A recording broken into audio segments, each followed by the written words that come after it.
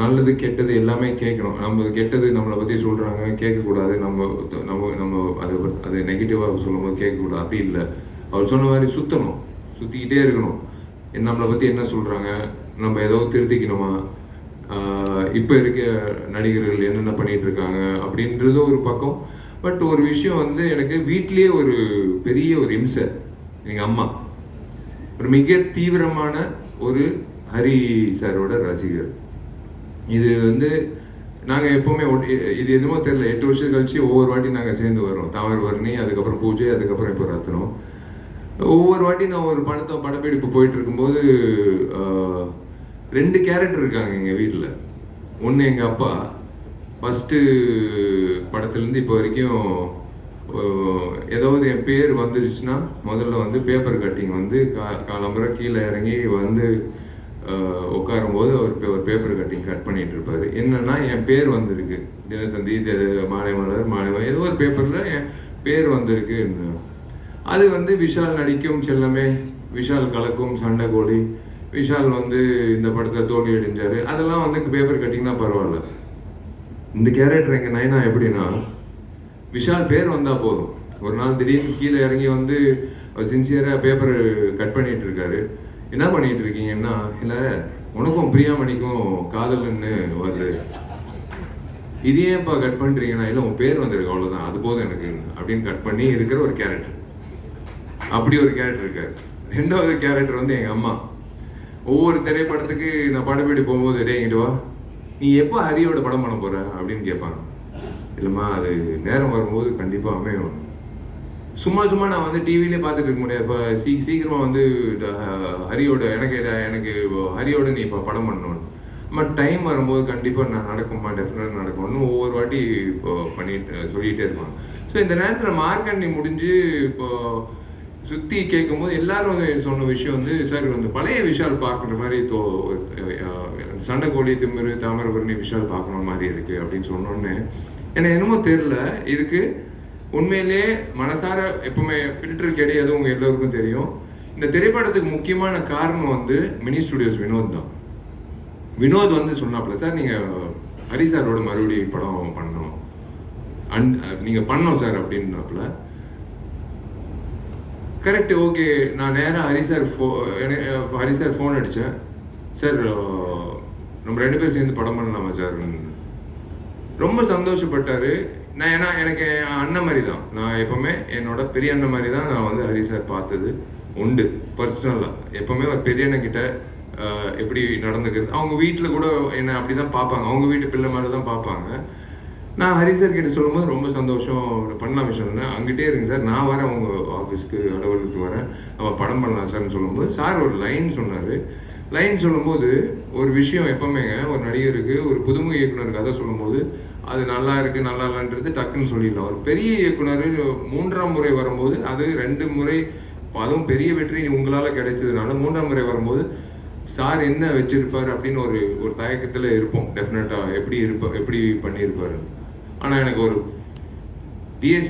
தேவி சொன்ன மாதிரி, எல்லாரும் சொன்ன மாதிரி, சுகுமார் சொன்ன மாதிரி, சமுத்திரகன்யால் சொன்ன மாதிரி, எல்லாரும் அதை எதிர்பார்க்காத ஒரு ட்விஸ்ட், ஒரு விஷயம் வச்சிருந்தாரு திரைக்கதையில். ஒரு 30 நிமிஷம் கழிச்சு நான் சத்தியமாக எதிர்பார்க்கல. அது கேட்ட உடனே வந்து எனக்கு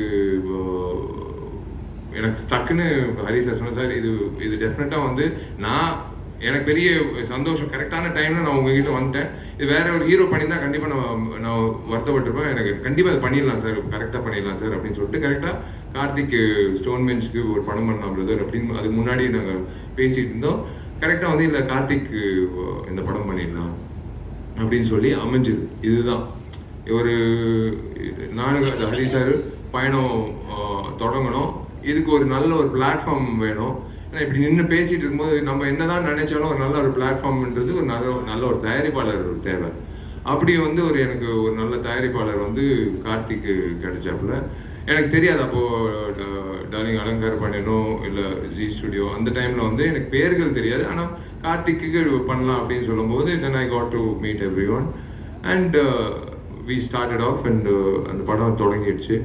எனக்கு தேவி இந்த படத்துக்கூட இசையமைக்கிறதுன்னு சொன்னோடனே அப்பா கடைசியாக என் டார்லிங் வந்து என்னோட சேர போகிறாப்புல அப்படின்னு சொல்லி தேவியும் வந்ததுக்கப்புறம் அடுத்தது வந்து கேஸ்டிங்னு சொல்லும்போது ஒவ்வொரு விஷயமா பிரியாவோட ஃபஸ்ட் டைம் நான் நடிக்கிறேன். Lovely human being. அண்ட் கண்டிப்பாக ஒரு விஷயம் நான் ஒன்று சொல்லிக்கிறேங்க ஹரி சாரை பற்றி. இதுக்கு நீங்கள் கண்டிப்பாக நீங்கள் கை தட்டணும். ஹீரோவுக்கு முக்கியத்துவம் கொடுக்கறது எல்லா இயக்குனரும் கொடுப்பாங்க.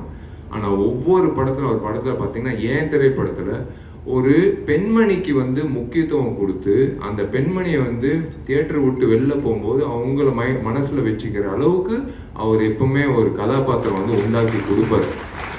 அதுதான் ஒரு படத்தோட வெற்றி. ஹீரோ வந்தான், சண்டை போட்டான், லவ் பண்ணான், கல்யாணம் பண்ணிட்டான், முடிச்சுட்டான், அதுக்கப்புறம் படம் முடிச்சு அப்படி இல்லை. அந்த அந்த கதாநாயகிக்கு என்ன கதாபாத்திரம்ன்றது என் கேரியரில் நான் நிறைய படங்கள் பார்த்துருக்கேன்.